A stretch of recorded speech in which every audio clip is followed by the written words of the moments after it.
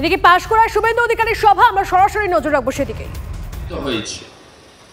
তাই এই এলাকার সামগ্রিকভাবে মানুষজন, এলাকার ভৌগোলিক অবস্থান, এলাকায় কোথায় কোথায় বড় বড় স্কুল আছে, কোথায় কোথায় বড় বড় ধর্মীয় প্রতিষ্ঠান আছে, কোন এলাকা কিসের জন্য বিখ্যাত, কোন এলাকায় কি ধরনের কৃষিকার্য হয়, কোন এলাকার মানুষ কি কাজ করেন, মোটামুটি একটা ধারণা আপনাদের বন্ধু শুভেন্দু অধিকারীর আছে।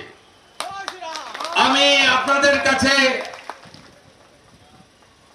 আবেদন করতে চাই যে ভারতবর্ষের যশস্বী প্রধানমন্ত্রী নরেন্দ্র দামোদর দাস মোদী, তিনি বিচারপতি সম্মানীয় অবসরপ্রাপ্ত অভিজিৎ গাঙ্গুলিকে এই কেন্দ্রে মনোনীত করেছেন। বহুদলীয় গণতন্ত্র, সবাই লড়তে পারে, কোনো আপত্তি নেই। আপনারা বলুন তো, যে কেন্দ্রে 25 বছর ধরে সর্বাধিনায়ক সতীশ সামন্ত মহোদয় সাংসদ ছিলেন, যে কেন্দ্রে 77 সালে জরুরি অবস্থা বিরোধী হওয়ায় সুশীল ধারা মহোদয় সাংসদ হয়েছেন, সেই কেন্দ্রে এবারে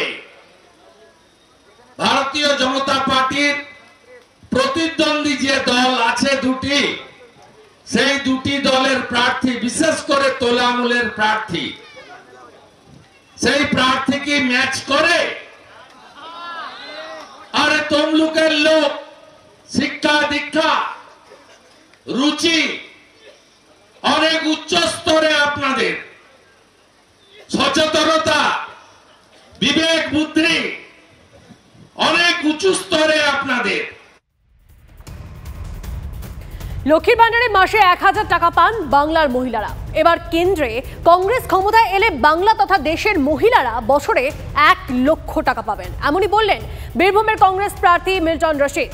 রাহুল গান্ধী প্রধানমন্ত্রী হলে মহালক্ষ্মীর ভান্ডার প্রকল্পে বছরে 1 লক্ষ টাকা দেওয়া হবে মহিলাদের।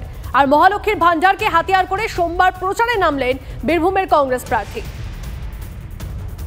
আমাদের ইন্ডিয়া সরকার, বামফ্রন্ট কংগ্রেসের সরকার যদি আসে, ভারতবর্ষের মোদী সরকারকে যদি তাড়াতে পারি, তাহলে আমরা যদি প্রধানমন্ত্রী তৈরি করতে পারি রাহুল গান্ধীকে, আজকে রাহুল গান্ধী প্রধানমন্ত্রী হবে, কাল থেকে পশ্চিমবঙ্গ সহ ভারতবর্ষের মা বোনেরা বছরে 1 লাখ টাকা পাবে। এবার আবহাওয়ার একটা আপডেট দিয়ে আপনাদের। এখনই তাপমাত্রা বাড়ছে না রাজ্যে। 9 এপ্রিল পর্যন্ত রাজ্যে বিক্ষিপ্ত বৃষ্টি চলবে বঙ্গোপসাগরে ঘূর্ণাবর্তের জের। 11 এপ্রিল থেকে বাড়বে বৃষ্টি। আগামীকাল পর্যন্ত জেলায় ঝড় বৃষ্টি জারি থাকবে। উত্তরে দার্জিলিং, কালিম্পং, জলপাইগুড়িতে বেশি বৃষ্টি হতে পারে। বাকি জেলাগুলিতে বিক্ষিপ্ত বৃষ্টি চলবে। আজ ও কাল বিভিন্ন জেলায় কালবৈশাখীর সম্ভাবনা থাকবে।